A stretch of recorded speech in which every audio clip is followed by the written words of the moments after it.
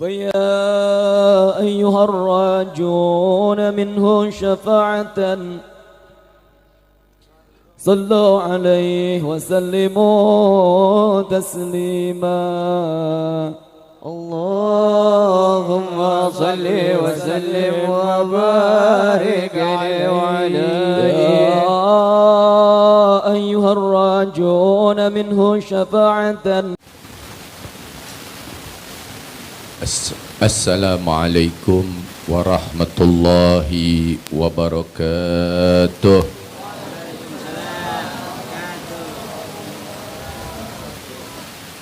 Bismillahirrahmanirrahim.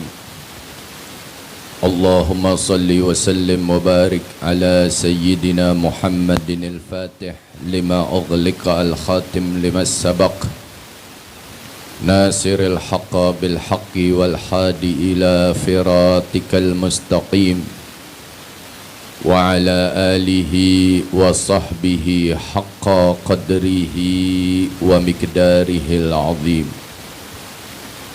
Allahumma akhrijna min dhulumatil wahmi wa akrimna binuril fahmi waftah alaina bima'rifatil ilmi وحسن أحلقنا بالحلم وشاهل لنا أبواب فضلك وانشر علينا من خزائن برحمتك يا أرحم الراحمين. Alhamdulillah summa alhamdulillah. Puja dan puji syukur tak lupa kita aturkan kehadirat Allah Subhanahu wa ta'ala. Salawat serta salam tak lupa kita aturkan dan kita curahkan kepada junjungan kita tercinta, Nabi kita tercinta, Rasul kita tercinta, tak lain dan tak bukan yaitu baginda Nabi besar Muhammad sallallahu alaihi wasallam yang telah membawa dan menyelamatkan kita seluruh umatnya dari zaman kebodohan menuju zaman yang penuh dengan ilmu yang bermanfaat. Hadirin wal hadirat rahimakumullah. Seperti yang Al-Fagir katakan dan tadi sudah diucapkan bahwasanya malam ini kita tidak membuka kitab tapi menjawab daripada pertanyaan demi pertanyaan. Bismillahirrahmanirrahim. Pertanyaan pertama, ketika saya berada di dalam kendaraan sambil membaca Al-Quran di handphone tapi tiba-tiba batal wudhunya, itu boleh dilanjutkan atau di stop membaca Al-Qur'annya? Membacanya di stop, handphonenya ditaruh. Ya, batal wudhu. Batal wudhu antum baca pakai handphone, baca Al-Quran pakai handphone. Di handphone ini artinya ada apa? Ada Al-Quran.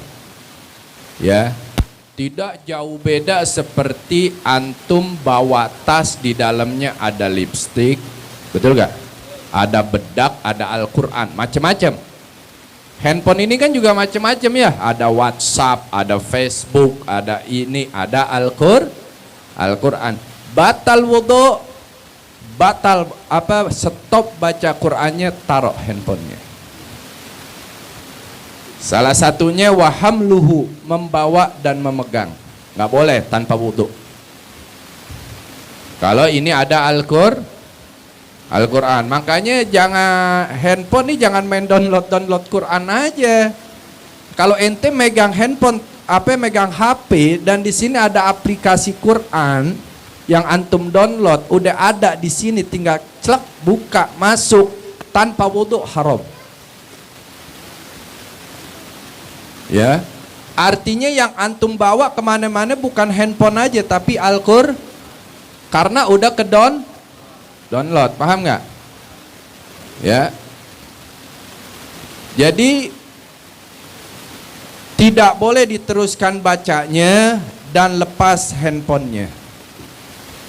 Lalu bagaimana? Ambil wudhu terlebih dahulu. Ya. Baru meneruskan. Nah, ini bersambung pertanyaan pertama dan juga yang kedua. Boleh dilanjut atau stop membaca Al-Qur'annya? Jawabannya di stop membaca Al-Qur'annya dan ditaruh handphonenya. Ambil wudhu lagi. Tapi ketika saya datang bulan, saya minta tolong ke teman saya. Yang kedua, untuk meneruskan baca tahtimul Quran yang belum selesai bacanya. Tapi teman saya menyuruh saya baca Al-Quran pakai HP. Terus saya bilang, kan dosa. Tapi teman bilang, kagak apa-apa. Itu kan di HP Al-Qurannya. Ya. Bagaimana jawabannya? Bolehkah kita menyuruh orang meneruskan membaca daripada apa yang kita sedang baca dan kita istiqomahkan? Jawabannya tidak boleh. Ya, kalau kita lagi haid, berarti kita nggak boleh baca Al-Quran. Beda kalau kita membaca yang sudah sering kita jadikan zikir. Seperti apa? Surat Yasin. Seperti ayat kursi. Ya, kan nggak perlu megang Quran, kita udah bisa hafal. Ya, itu tidak masalah. Tapi fata'addabu dalam keadaan kotor kita, adabnya nggak ada. Kita lagi dalam keadaan kotor. Ya, sholat aja Allah Subhanahu wa Ta'ala tatkala kita dalam keadaan haid stop. Ya. Nah, apalagi yang lain. Jadi kita minta tolong ke teman dalam keadaan kita haid untuk meneruskan membaca Al-Quran. Tidak boleh. Begitu kita selesai dari haid kita, kita lanjutkan membaca Al-Quran. Teman menyuruh saya baca Al-Quran pakai HP. Terus saya bilang, kan dosa. Tapi teman bilang, kagak apa-apa. Itu kan di HP Al-Qur'annya. Tetap tidak boleh. Makanya saya ulangi sekali lagi, jangan coba-coba download Al-Qur'an pakai HP. Antum bawa ini HP ke dalam kamar mandi, berarti antum bawa apa ke kamar mandi? Nggak boleh. Ya. Karena Al-Quran itu sudah menyatu berada di dalam ini handphone. Seperti antum bawa tas. Ya. Nggak boleh. Walaupun itu pakai handphone, nggak boleh. Oh, kita buka Al-Quran. Ya, ingin tahu surat ini dalam keadaan tidak berwudu lewat handphone, tetap tidak boleh. Ya. Karena di situ di handphone ini ada aplikasi Al-Quran yang sudah kita download. Ya, berarti dia masuk ya ke dalam apa nih, memori ya. Memori kita disebut ya, udah ada di sini. Tinggal klik langsung keluar, nggak boleh. Ya, artinya juga kita kemana-mana kita membawa Al-Quran. Ayo, ini handphone Habib, mana Al-Quran? Ya, kalau orang jawab gitu kita juga bisa jawab dong. Itu handphone bukan WhatsApp. Bagaimana? Itu handphone bukan Facebook. Ngomong apa deh? Ya. Tapi apa yang ada di ini handphone, di dalamnya sudah ada Al-Quran 30 juz yang kita Download. Artinya pegangnya aja juga mesti dengan wudhu. Jadi jangan kita anggap enteng. Orang ini sekarang emang gampangin. Ini handphone kok bukan apa-apa. Yang kita pegang kan handphonenya, bukan Al-Qur'annya. Tapi apa yang ada di dalamnya? Al-Qur'an. Kau bawa masuk ke kamar mandi. Kau bawa masuk ke tempat-tempat yang diharamkan oleh Allah Subhanahu wa taala. Yang Allah enggak ridain, yang najis, yang tidak baik, yang tidak bagus. Bagaimana kitab yang begitu suci aja kita enggak mensucikan. Kitab yang begitu dijaga oleh Allah Subhanahu wa taala kita tidak menjaganya. Bagaimana terjaga iman dan Islam kita, ya. Nah, jadi walaupun dalam keadaan haid baca pakai handphone juga tidak boleh membaca Al-Qur'an. Walaupun handphone tetap sama.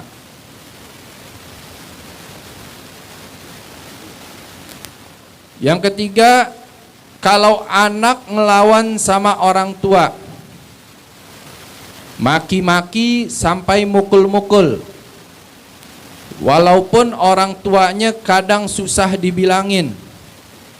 Sama bagaimana hukumnya kalau lagi halangan ngajar anak-anak belajar sholat.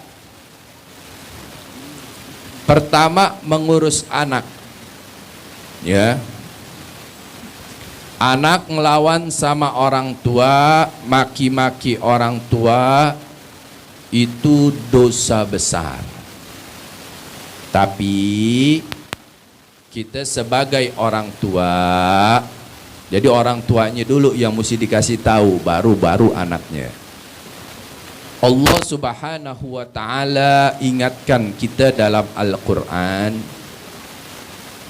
ya ayyuhalladzina amanu qu anfusakum wa ahlikum nara wa quduhan nasu wal hijara. Hai orang-orang yang beriman, lindungi anak, istri dan juga keluargamu dari api neraka. Wa quduhan nasu wal hijara, bahan bakar api neraka mereka yang membangkang kepada Allah. Artinya kita selaku orang tua cuman mempunyai dua pilihan. Dari dua pilihan ini kita pilih salah satu.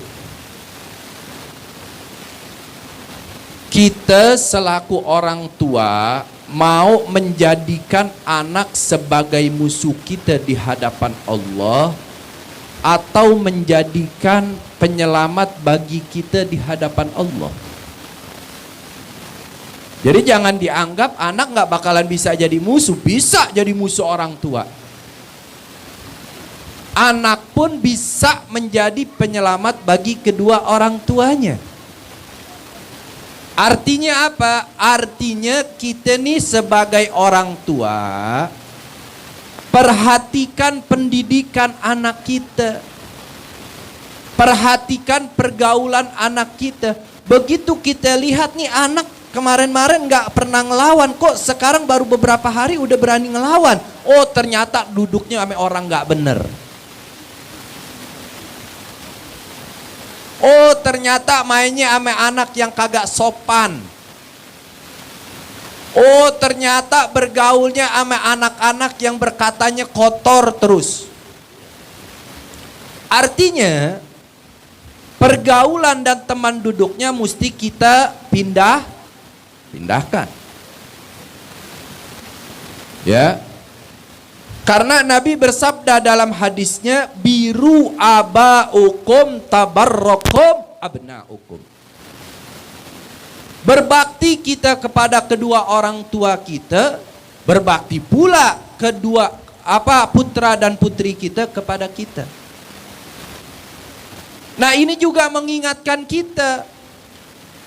Oh, anak maki-maki kita. Ya Allah, dulu padahal aku kalau maki-maki orang tua enggak pakai 10 huruf, 1 huruf. Tapi sekarang aku dibalas sama anakku, maki-maki aku 10 huruf. Ya. Jadi apa yang pernah kita perbuat sama orang tua kita akan kita dapatkan pula dari anak kita. Makanya Nabi katakan biru abaukum tabarrakum abnaukum. Berbakti kita kepada kedua orang tua kita, anak kita pun akan berbakti kepada kita. Nah, jadi tugas kita sebagai orang tua, berikan pendidikan yang terbaik, pergaulan yang terbaik. Yang terbaik yang mana nih? Yang terbaik yang mendapatkan pujian dunia. Yang terbaik yang mendapatkan spesialan dunia. Bukan. Yang terbaik yang mendapatkan ridho dari Allah Subhanahu wa ta'ala. Ya. Dan kita sebagai anak, bagaimanapun perilaku orang tua kita, buruknya dia, jeleknya dia, kita sebagai anak mempunyai tugas berbakti kepadanya. Ingat, nggak boleh ya kita memaki, mencaci maki orang tua, apalagi mengucilkan, orang tua macam apa lo, tukang mabok. Nggak boleh. Dosa besar anak begitu. Ya. Yang benar anak mendoakan orang tua. Buat apa nih tangan sering bantu kartu judi, masa saya cium? Orang tua macam apa? Semaksiat-maksiatnya orang tua kita, kita sebagai anak wajib untuk cium tangan kepadanya. Seburuk-buruknya orang tua kita, tetap kita sebagai anak wajib untuk menghormatinya. Nabi katakan ridallah fi ridal walidain, suqtullah fi suqtil walidain. Ridho Allah tergantung ridho kedua orang tua, murka Allah tergantung murka kedua orang tua. Orang tua ridho, Allah ridho. Orang tua murka, Allah Subhanahu wa ta'ala murka. Makanya kita juga jadi orang tua, kalau suami istri lagi berantem, ngomong kagak baik jangan depan anak. Anak bandel juga jangan kita ngomong sembarangan. Nih anak bandel nih, kita omelin, nggak denger, kita panggil, emang anak setan loh. Kalau gede nih anak jadi setan, jangan salahin nih anak. Loh, kalau perilakunya kayak setan, berarti ucapan siapa yang pengen anaknya jadi setan? Orang tua. Makanya di sini kita selaku ayah dan ibu jaga satu, doa yang paling diijabah sama Allah Subhanahu wa ta'ala, doa seorang ayah. Hati-hati kalau ayah kalian sudah berdoa, jangan pernah doakan yang jelek kepada anak. Sumpah seorang ibu. Oh, ibu kalau udah ngomong anak monyet jadi monyet loh. Maling kundang jadi batu gak? Ucapan ayah apa ibu? Ibu. Hati-hati dengan doa ayah, hati-hati dengan sumpah ibu. Oh, bahaya ente. Ya. Nah, kalau orang tua kita nggak bener, beb, kita wajib hormat. Kalau kita disuruh mabok, tolak. Kalau kita disuruh terusin main judinya, tolak. Tugas kita berbakti dalam syariat. Selesai. Nggak boleh, ya, melawan kepada kedua orang tuh. Lalu selebihnya bagaimana, Habib, dengan menyikapi perilaku orang tua yang tidak baik? Kalau lagi dalam keadaan enak, orang tua kita dilihati lagi enak nih, nasihati. Ya. kasih masukan yang baik-baik ya. Coba dong ya, hitung tuh uban udah berapa ya. Udah 40 nih uban ayah, sama gak ame umur ayah? Sama. Nah ya nih tinggal hitung waktu nih, 2 uban lagi bisa-bisa meninggal nih. Uban tuh munculnya uban bertanda kita dekat ame kematian. Bener. Makanya orang pada takut ubanan, buru-buru dicabutin, disemir hitam, betul gak? Uban itu mendekatkan kita sama kematian. Jadi nggak usah singgung maksiat ya, suruh hitung ubannya aja. Wah ya 2 lagi bisa-bisa pulang nih ya. Yuk kembali kepada Allah ya. Kasih masukan yang santun. Nggak boleh dengan cara maki-maki. Dengan cara berbicara yang kasar. Nggak boleh. Oh beb, kami nggak ada keberanian nasehatin orang tua. Caranya bagaimana? Doakan. Setiap habis sholat jangan lupa doain orang tua kita. Biar kembali kepada Allah. Biar diampunin dosa dan kesalahannya. Diberi taufik dan hidayahnya. Ya, apabila mati jangan sampai dimatikan dalam keadaan hina. Dimatikan dalam keadaan husnul khatimah. Itu anak tugasnya. Al-waladun soleh, ya, anak yang berbakti. Jadi hukum anak melawan kepada orang tua tidak dibenarkan di dalam syariat, apapun kondisinya. Ketika kita menjalani qiyamul lail, ada sholat taubat, ada sholat hajat, ada sholat tahajud yang dikerjakan di qiyamul lail nih ya, berarti setiap ba'da sholat masing-masing ada doanya. Di mana waktu doanya, misal habis sholat doa, atau setelah semua sholat selesai langsung doa untuk semuanya. Habis sholat taubat, doa taubat. Habis sholat hajat, doa hajat. Habis sholat tahajud, baru doa daripada sholat tahajud. Per sholat 1 doa. Beb, nggak kebanyakan. Allah Subhanahu wa ta'ala paling suka diminta yang banyak. Emang kita kalau diminta terus uring-uringan?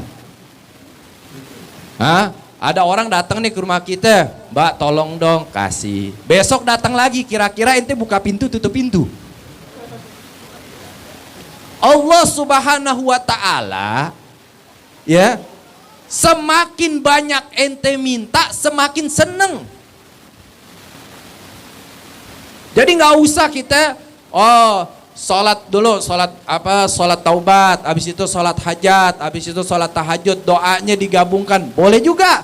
Tapi yang afdal 1 sholat dengan zikir dan doanya, bangun sholat lagi, kelar zikir dan doanya, bangun lagi sholat, kelar zikir dan doanya. Makin banyak ente minta, makin senang Allah Subhanahu wa ta'ala. Allah bahagia hambanya banyak minta. Ya, kalau kita diminta terus kabur-kaburan, ya, padahal bukan minta duit, datang minta nagih hutang. Ya, rentenir lagi, bilang nggak ada. Ya, kalau enggak gini ya, tanggal 5 kata dia, 5 gitu, tanggal 5 katanya. Bener ya. Jadi bagaimana yang afdal? Kita habis salat hajat, salam, munajat. Kan beda doa daripada salat hajat sama salat taubat. Habis salat taubat, salam, zikir, doa, minta sama Allah Subhanahu wa ta'ala. Allah nggak akan bilang lo lagi enggak. Ya, enggak. Jadi jangan takut kita meminta kepada Allah Subhanahu wa ta'ala. Ini aja ya. Apaan tuh? Terus halangan lagi ngajar anak-anak sholat. Ngajar nggak masalah. Ya. Yang penting ngajarnya jangan dalam masjid. Dalam masjid nggak boleh. Haram, lagi halangan masuk ke dalam masjid. Lewat dalam masjid, ngajar sholat nggak apa-apa. Ya, yang penting tuh anak diajarkan, dia yang praktekkan, kan begitu. Ya, ente lagi dalam keadaan ngajar nih, boleh. Beb, ana dalam keadaan halangan, boleh gak hadir majelis taklim? Boleh, sampai bilang nggak boleh. Boleh, ente duduk boleh. Masuk. Beb, ana dalam keadaan halangan, boleh gak ana hadir zikir akbar di dalam musola? Boleh. Musola bukan masjid. Ada gak sholat sunat tahiyatul musola? Yang ada? Ya. Musola langgar dahulu dibangun tuh untuk apa? Untuk mereka yang halangan bisa hadir daripada acara misalkan tablik akbar, taklim, berzikir. Tuh. Ya, makanya Anda tanya, orang wakafin ini sebagai musola atau masjid? Kalau masjid namakan masjid, jangan musola. Langgar dan musola itu dibangun seperti itu. Ya. Jadi kembali juga kepada yang mewakafkan. Kalau yang mewakafkannya bilang masjid, ya berarti kita masuk itu musola haram, nggak boleh. Kalau dalam keadaan halangan. Ya. Tapi kalau kita bicarakan lagi panjang ini, ya. Nah, jadi intinya masjid tidak boleh. Kalau kita lagi dalam keadaan halangan, mau yang laki dalam keadaan junub juga tidak boleh. Oh, di musola boleh. Tapi kalau tuh musola sebenarnya mewakafkan untuk masjid, dan masjid mesti tahu juga ada dua, masjid dan masjid jami. Apa bedanya? Masjid jami digunakan untuk sholat Jumat, masjid tidak. Di sini ada 5 masjid, tapi satu masjid menjadi masjid jami' terbesar. Berarti yang 4 nggak ngadain sholat Jumat, yang 1 ngadain sholat. Paham ya? Seperti itu. Oh, kalau masjid ini, masjid jami' ini ternyata jamaahnya sudah penuh sampai jalanan. Apa mesti pindah? Apa mesti masjid yang nomor 2 digunakan untuk sholatul Jum'ah? Lihat dulu, ini masjid bisa dibangun nggak? Artinya ditingkat, bisa ditingkat. Tingkat itu masjid, masjid jami'. Udah ditingkat, penuh juga, nyampe ke jalanan. Kalau udah nyampe ke jalanan, nggak ada tenda, sholat panas-panasan, khusyuknya hilang nggak? Hilang, apalagi tukang es lewat depannya. Masih khotib minum es lubang atuh batal. Ya.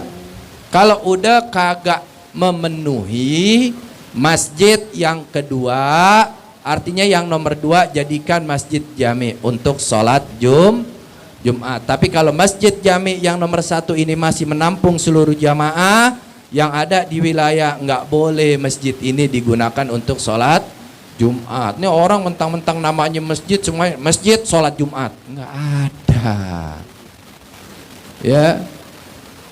Tuh. Terus bagaimana dengan musola? Seperti itu halnya ya. Musola melanggarkan sama ya. Itu dibangun dulu begitu. Ame salafun soleh kita itu seperti itu. Apa hak gunanya musola langgar?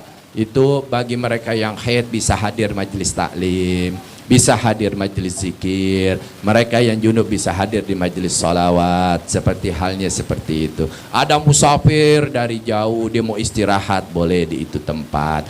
Dia mau sholat di itu tempat, mau zikir di itu tempat, boleh.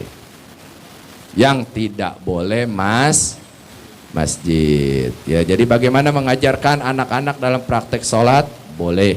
Mengajarkan kepada mereka yang mempraktekkan, kita melihat apa yang dia praktekkan untuk dia kerjakan. Mudah-mudahan Allah ampuni seluruh dosa dan kesalahan kita. Allah ijabah apa yang jadi niat, hajat dan tujuan kita. Allah Subhanahu wa taala limpahkan keberkahan di dalam kehidupan kita.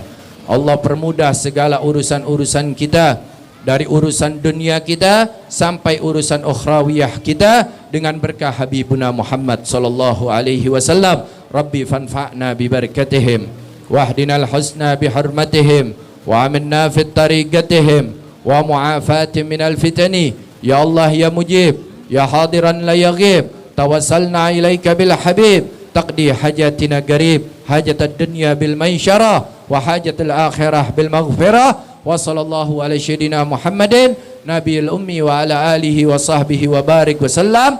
Walhamdulillahi rabbil alamin. Wal afu minkum. Wassalamu alaikum warahmatullahi wabarakatuh.